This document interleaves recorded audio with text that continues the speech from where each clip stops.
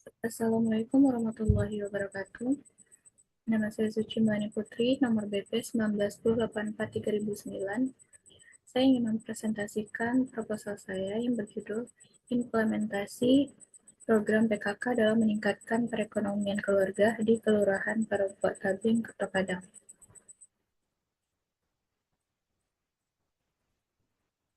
Dilatar belakangi yaitu menurut data BPS September 2025, Indonesia angka kemiskinannya mencapai 8,25%, yang mana target nasional yaitu menghapuskan kemiskinan ekstrim 0% pada 2026. Kemudian di Provinsi Sumatera Barat, kemiskinan mencapai 5,35%, yang mana Kota Padang menjadi salah satu fokus utama penanganan perkotaan. Kemudian di Kota Padang, angka kemiskinannya mencapai 3,63%, yang mana setara dengan 37.380 jiwa yang masih berada di bawah garis kemiskinan. Kemudian di Kecamatan Kota Tengah, yang mana wilayah populasi yang terbesar berlokasi di Kelurahan Perpuk Tabing, yang mana memiliki jumlah UMKM pesisir yang tinggi namun rentan. Sebagai kelurahan di Kecamatan Kota Tengah, Perupuk Tebing memiliki tantangan ekonomi yang kompleks di sektor pesisir dan perdagangan mikro. Terdapat sekitar 4.850 warga di Kota Padang yang baru saja keluar dari zona kemiskinan ekstrim pada tahun 2024, yang menunjukkan efektivitas program intervensi seperti UP2K. Program UP2K menjadi kunci untuk menjaga agar warga yang sudah lepas dari kemiskinan tidak kembali jatuh, yang mana analisis ini menggunakan teori Van Meta dan Van Horn yang diperlukan untuk memastikan target penurunan kemiskinan ini di tingkat kelurahan tercapai melalui penguatan peran ekonomi perempuan. Fakta kemiskinan yang mana masih adanya keluarga prasejahtera yang di Kelurahan Perupuk Tabing yang membutuhkan intervensi ekonomi produktif. Kemudian pada peran strategis perempuan, mengubah peran ibu rumah tangga dari konsumen menjadi produsen melalui wadah UP2K untuk menekan angka kemiskinan. Kemudian masalah implementasi, adanya kesenjangan antara aturan kebijakan dari pusat dengan praktik di lapangan, seperti kurangnya pendampingan teknis dan koordinasi antar instansi. Dan kemudian urgensi pemberdayaan ekonomi, UP2KPKK adalah instrumen utama untuk meningkatkan kemandirian ekonomi keluarga melalui peran aktif perempuan di tingkat kelurahan. Potensi Tabing memiliki basis pelaku usaha mikro dan industri rumah tangga yang besar, namun masih menghadapi tantangan dalam hal pemodalan, pengemasan, dan pemasaran produk. Penerapan teori Van Meta dan Van Horn dipilih karena model ini mampu membedah hambatan secara mendalam melalui 6 variabel, yaitu tujuan, sumber daya, komunikasi, karakteristik agent, disposisi, dan lingkungan. Target akhir penelitian ini bertujuan menemukan solusi strategis agar program UP2K di Perupuk Tabing tidak sekedar formalitas, tetapi benar-benar menjadi motor penggerak ekonomi warga Kota Padang.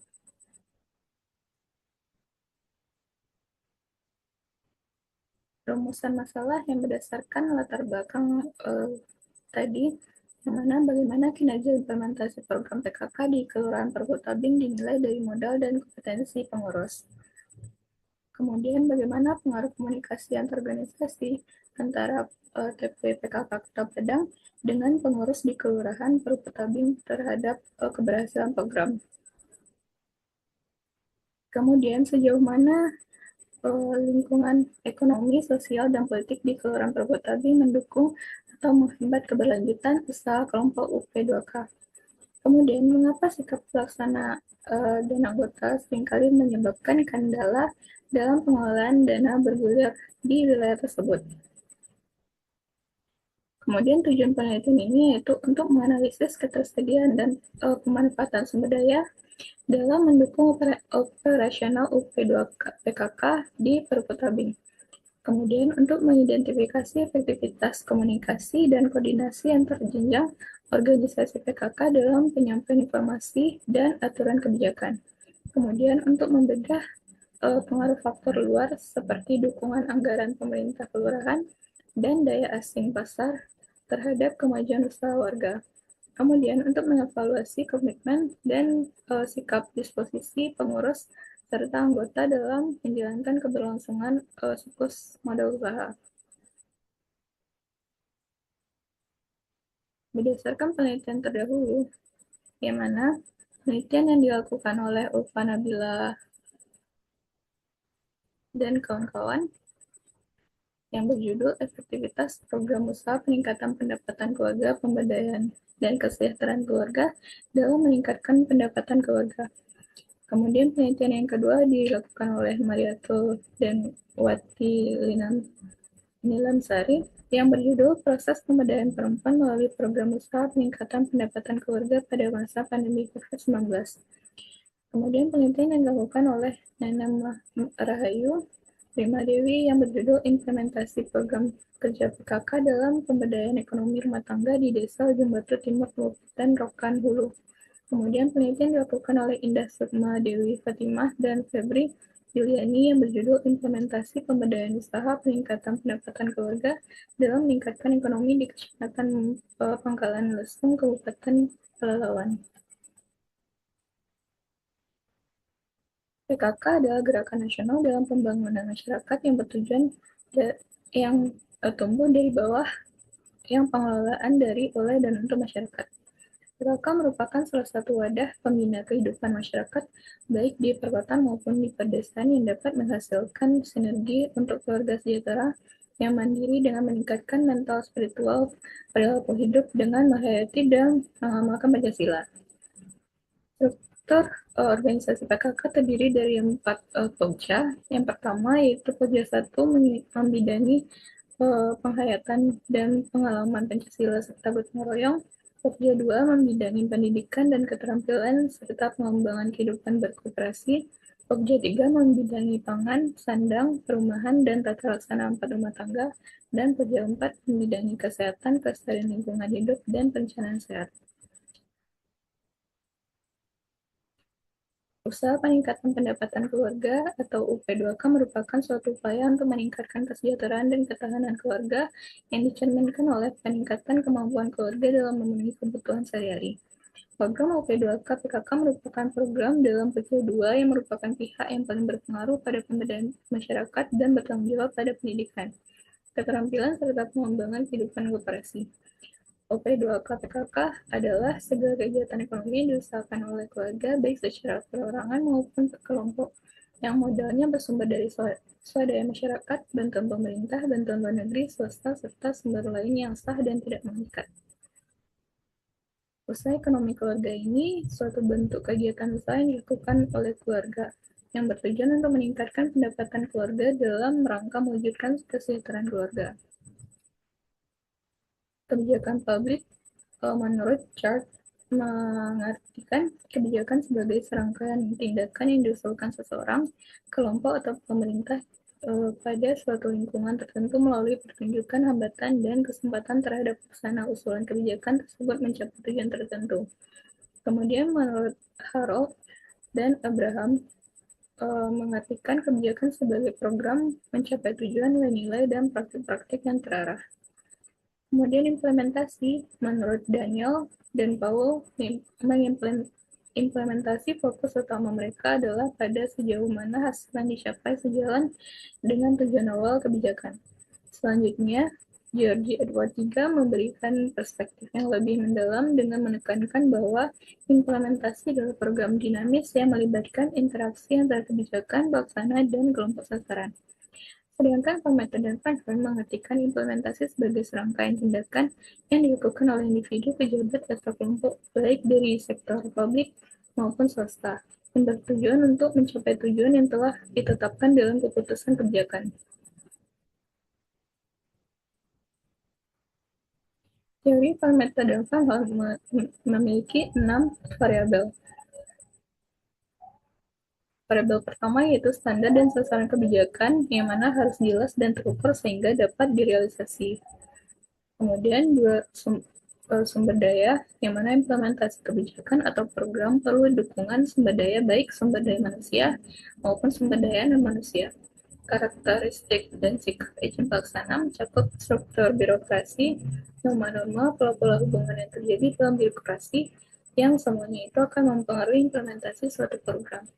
Kemudian yang keempat, sikap atau kecenderungan para pelaksana, yang mana disposisi atau sikap pelaksana berkaitan dengan sikap mental, komitmen, serta tingkat penerimaan aparatur pelaksanaan terhadap kebijakan yang dijalankan. Kemudian yang kelima, komunikasi antara organisasi dan penyelenggaraan aktivitas. Dalam banyak program implementasi, sebuah program perlu dukungan dan koordinasi dengan instansi lain. Dan yang keenam, kondisi ekonomi, sosial, dan politik, yang mana variabel ini mencakup sumber daya ekonomi, lingkungan yang dapat mendukung keberhasilan implementasi kebijakan, sejauh mana kelompok-kelompok kepentingan memberikan dukungan bagi implementasi kebijakan, karakteristik para partisipan, yakni mendukung atau menolak, bagaimana sifat opini publik yang ada di lingkungan, dan apakah di politik mendukung implementasi kebijakan. Kemudian metode penelitian yang pertama yaitu pendekatan dan desain penelitian. Menggunakan metode deskriptif kualitatif yang digunakan untuk memahami fenomena sosial secara mendalam dan menyeluruh untuk menjelaskan sistematis fakta-fakta yang ditemukan di lapangan terkait implementasi P2K di Perkutabin tanpa menggunakan angka statistik sebagai dasar utama. Kemudian teknik pengumpulan data yang mana melalui wawancara mendalam, kemudian observasi di lokasi P2K Tabing dan studi dokumen. Kemudian teknik pemilihan informan menggunakan teknik purpose sampling sebagai metode sampel. Teknik purpose sampling yaitu teknik pemilihan informan berdasarkan pertimbangan tertentu dengan hal-hal yang berkaitan dengan masalah penelitian yang mana terdiri dari pihak regulator, pihak pelaksana yaitu kunci, pihak sasaran yaitu penerimaan manfaat, dan pihak eksternal yaitu pendukung.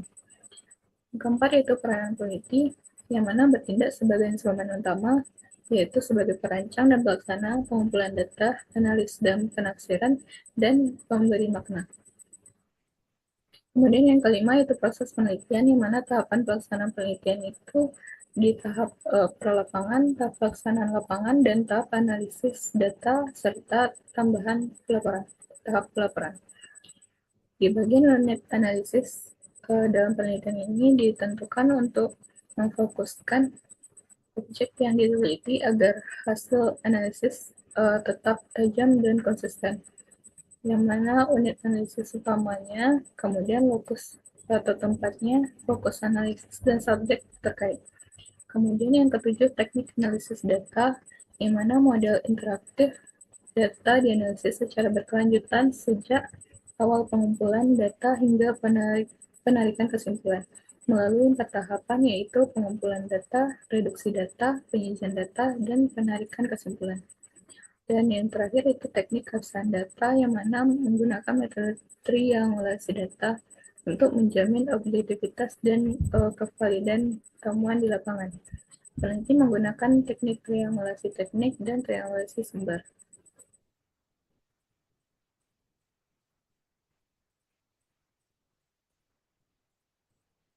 Sekian presentasi saya, atas perhatiannya, dan ucapkan terima kasih. Assalamualaikum warahmatullahi wabarakatuh.